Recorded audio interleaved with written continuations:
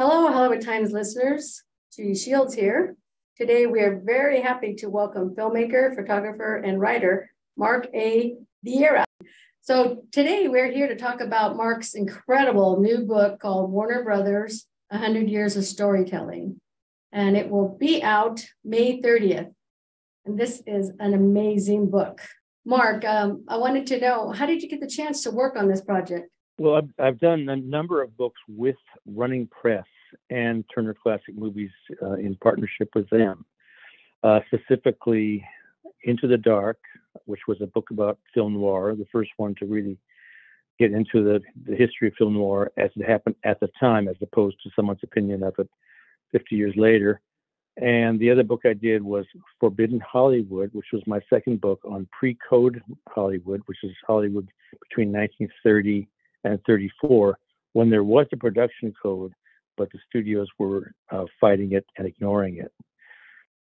So that, on the basis of those two books, I was offered the opportunity to do this book, Warner Brothers 100, to coincide with the centennial, which was April 4th, when the four brothers incorporated the company. They were in Los Angeles on Sunset Boulevard, but they needed to be more businesslike about their enterprise, and they incorporated. And 100 years later, the company still exists and is going great guns, obviously.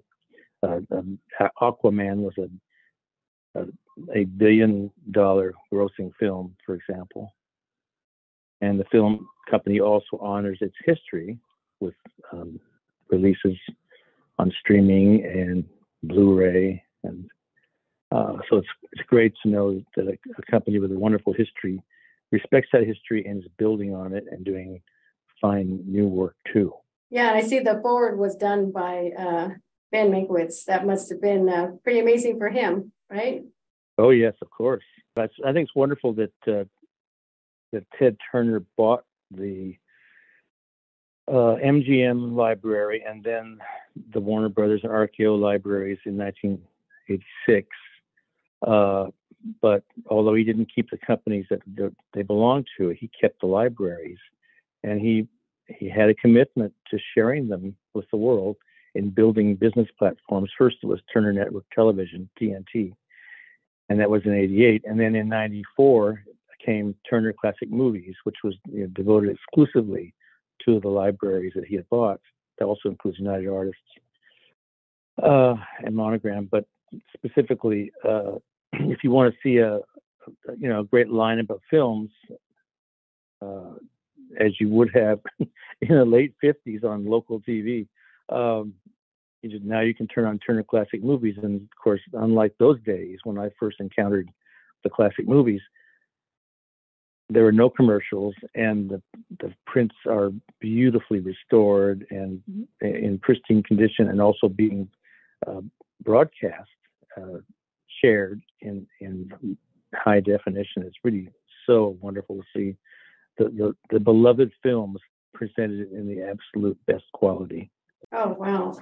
I assume you did a lot of research, but how did you pick the amazing photos used and the storylines for this amazing book? I had to approach this in a different way than I did my previous books. In the previous books, for example, when I was doing the pre-code book, let's say I wanted to talk about a movie like Footlight Parade. Well, I had to make an appointment on the University of Southern California campus. The library there, the Cinematic Arts Library, has the Warner Brothers archive. It was given to them, lock, stock, and barrel, I guess about 25 years ago.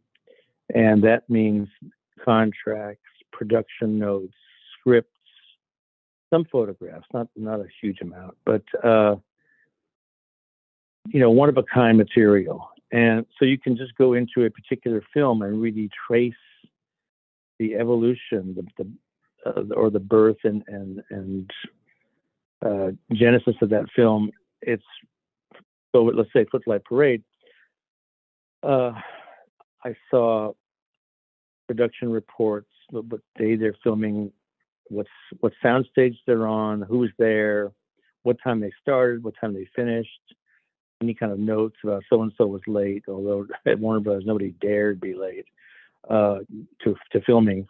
And they had the addresses of the people in the movie. I mean, for example, Joan Blondell, 8818 Appian Way.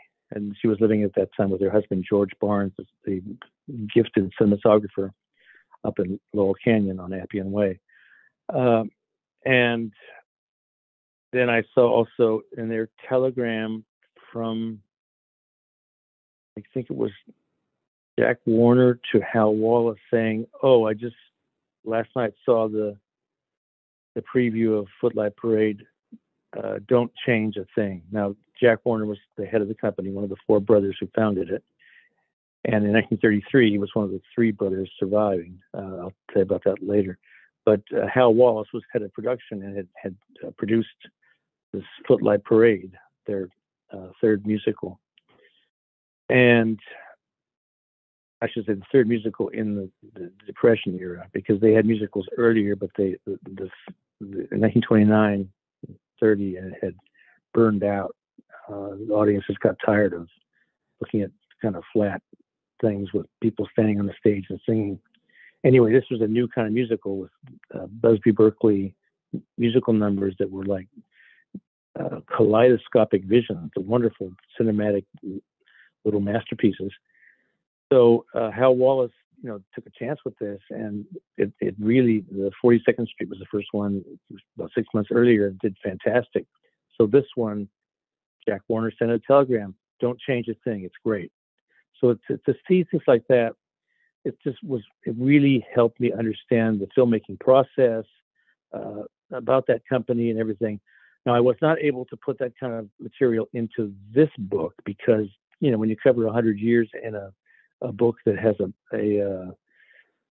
a format dictated by the company, specifically running press, there's no room to have quotes and all kinds of background information. So I had to do kind of an overview, tell each decade like a story. But having seen that material, let's say back in 1997, when I was researching Sin and Soft Focus, having seen that material, I was able to understand and able to convey in a more brief fashion for this format what was happening in each decade. So, and I hope that it's no less rich for this format than it would have been. But it was necessary to do it that way.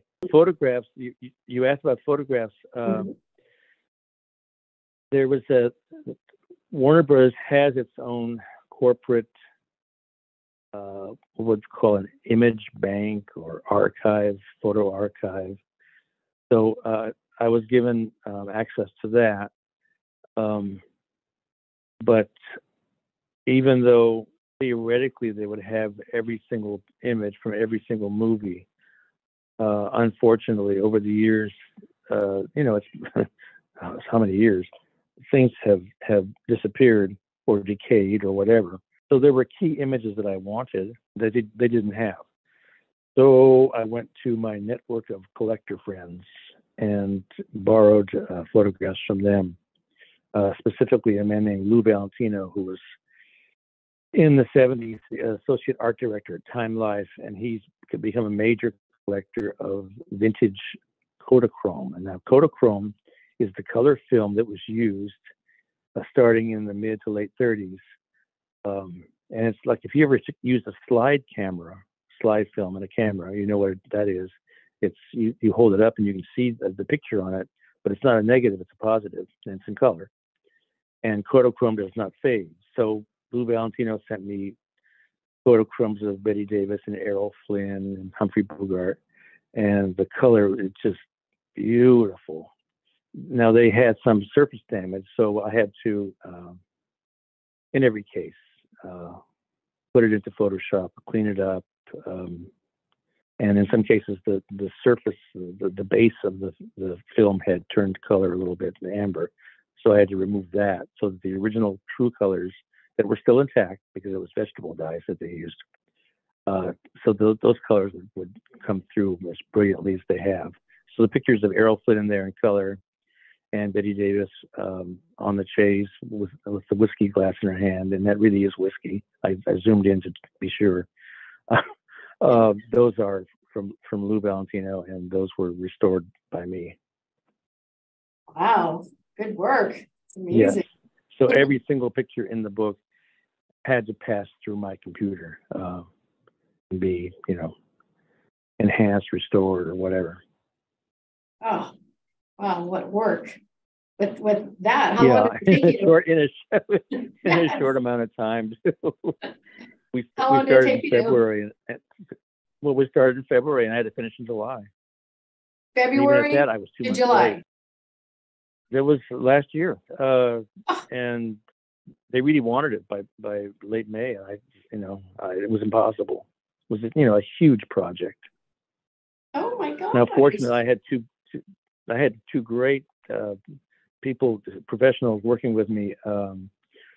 Alexa Foreman, who's a researcher at Turner Classic Movies, did research and also supplied some text on the animated films of Warner Brothers, the famous cartoons. She knows a lot about that, and also about the fires that occurred at Warner Brothers, the three fires. She had a lot of archival information on that.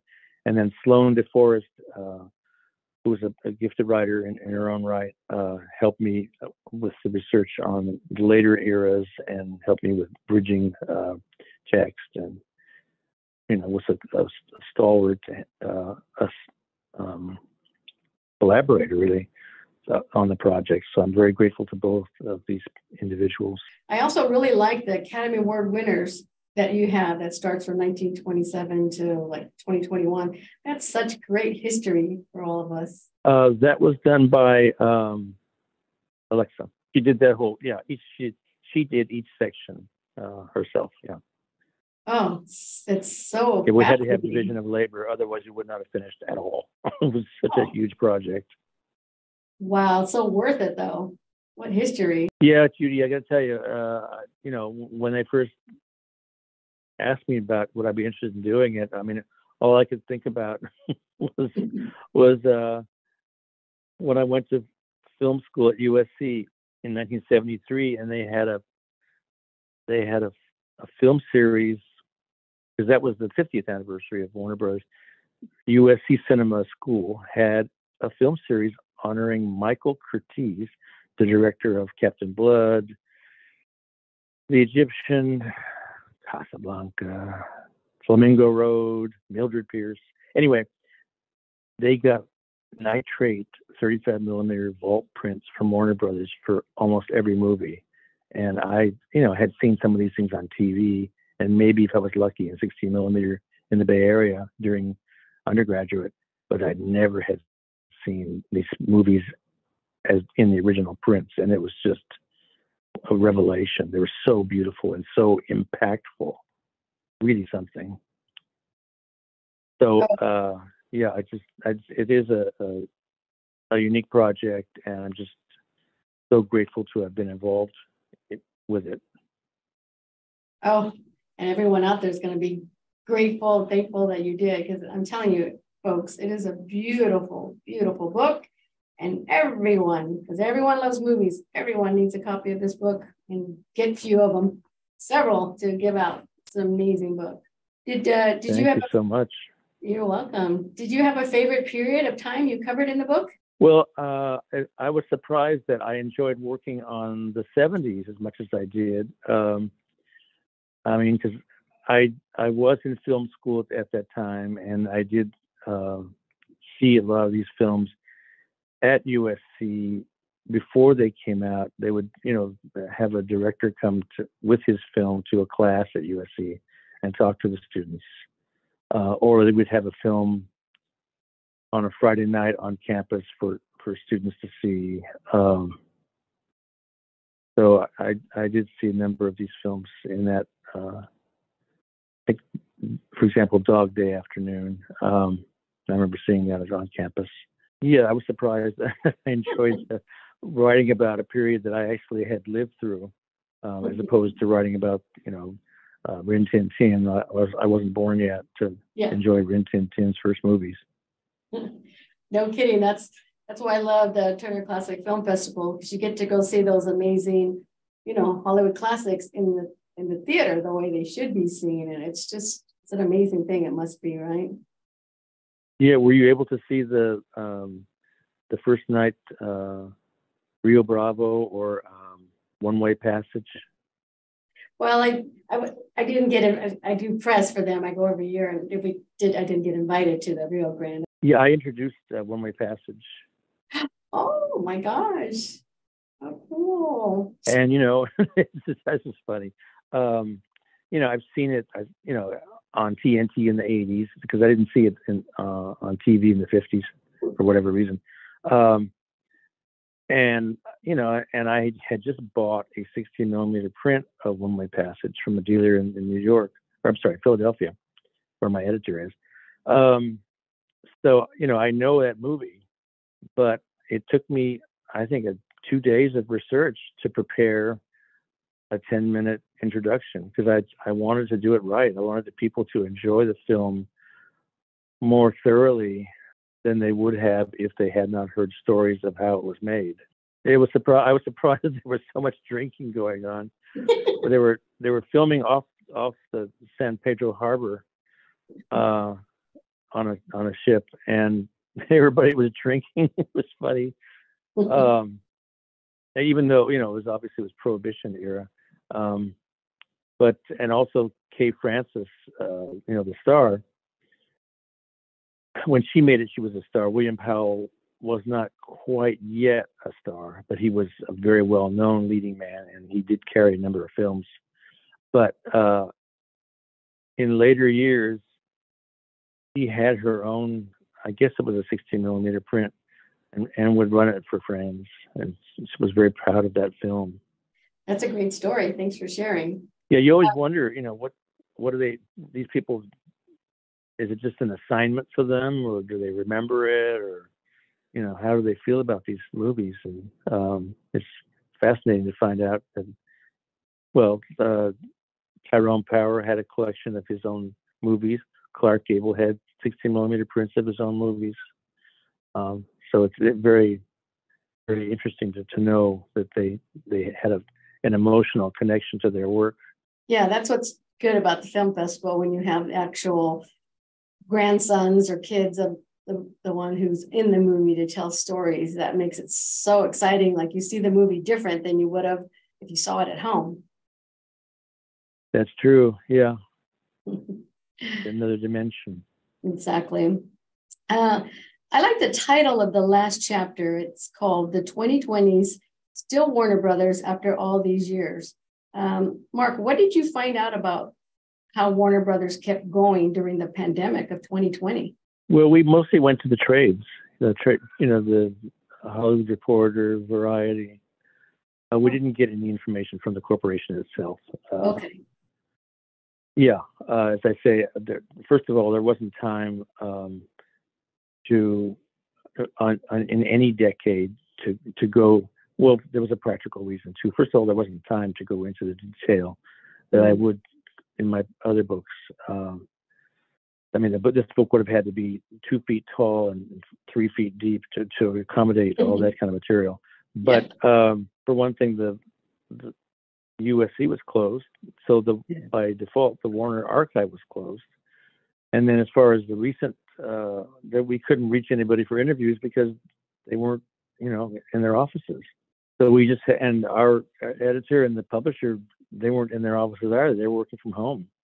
Yeah. So we just had to do research, the recent reports, and Sloan did a great job of researching that for us.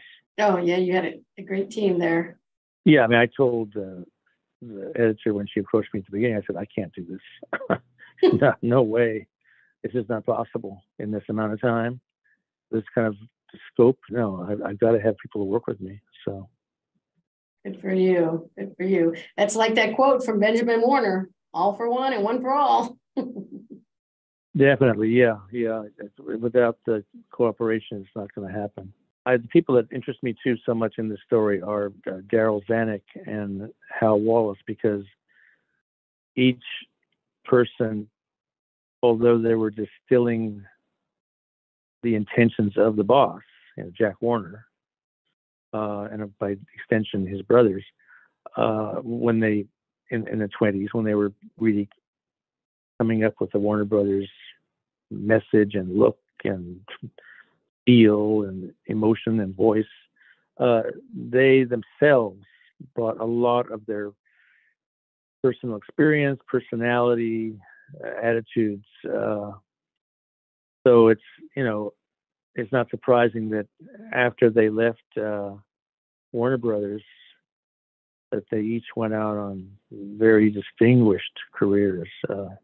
Hal Wallace went to Paramount, became an important independent producer. He made Elvis a star. That should be known. But before that, he had done a series of great films, adaptations of Tennessee Williams plays. But at Warner Brothers, he really did, because I saw so many of the memos from him, and he just really, every aspect, he was on it. He was really making sure it was done right and keeping those people working. And even, I don't like the wig on Errol Flynn in this film. The hair's too long. Could get it shorter. And just the details like that. And of course, Jack Warner was watching the daily filming results. They're called rushes or dailies. After they came from the laboratory, he would watch them every night, and Wallace and Zanuck would be with him, up to the time that they left. So it really was, this company had 50 years almost of personal supervision. And then when it changed, after Jack Warner left and Steve Ross came in, those other people came in, they were similarly vigilant about the quality. So that's why there's this continuity of excellence. Oh, yeah, there's history just in Warner Brothers itself. I grew up Warner Brothers. I remember they had Warner Brothers stores at the mall. I just couldn't wait to go see what came in new. Oh, yeah. Yeah, definitely. That's for sure. So are folks able to pre-order the book right now? Oh, yes. Okay, and they can get that. So it's 15 days until it's seen Amazon. Send books out maybe the day before the actual publication date. If you pre-order, yeah. Okay, sometimes it will arrive. It will arrive early. Yeah. I'm excited. I have mine already because I've been turning the pages ever since I got it. It's such an amazing book. The book is heavy, isn't it? Yes, I carried it in on the train ride today. I said it's wonderful, but it's heavy. Yeah, it's heavy. But it's a great book for all of our coffee tables, and something to just read about. What I'm going to do too is go to certain movies. Of course, there's older movies, but movies of the 80s and when my kids were born in 90s, and kind of show my grandkids and say, oh, I took your dad to see this movie, kind of shared that with my grandkids. Oh, that's wonderful. That is just terrific. Wonderful to hear that. Yes, and I think all of us grandparents can do the same thing, and even show, my grandparents aren't living, but the oldest person we know, go show them this book or buy it for them so that you can have something to talk about. I mean, this is amazing. It really is. Great job. Thank you. And we greatly appreciate you taking the time. Do you have any closing words for us today? I hope that the film inspires readers to, streaming or however they're going to do it, just to see some of the films in there that they may have heard of but haven't seen. For sure. Go to Turner Classic. Yeah, exactly. Even I work across the street from the LA Library. They have an amazing DVDs of classic movies. Just go to your library. I didn't know that. Yes, come to LA Library, and they have a whole section of classic movies. Oh, I didn't know. And you can rent them for free, 3 or 4 movies free for like 2 or 3 days. But like I said, Mark, we appreciate you taking the time to dial in and talk to us today. And congratulations on a magnificent book. Oh, thank you, Judy. And I thank you also for bringing it to your listeners. Oh, definitely. We'll get all your social media out there and how people can pre-order the book. And what a great way to spend Memorial Weekend. Wherever you go, you can pick the book up and take it with you. And be sure to give me a link so I can let all my Facebook people know too. Oh, well, about your. I'll definitely, once the article's up, we'll get that to you for sure. Thank you.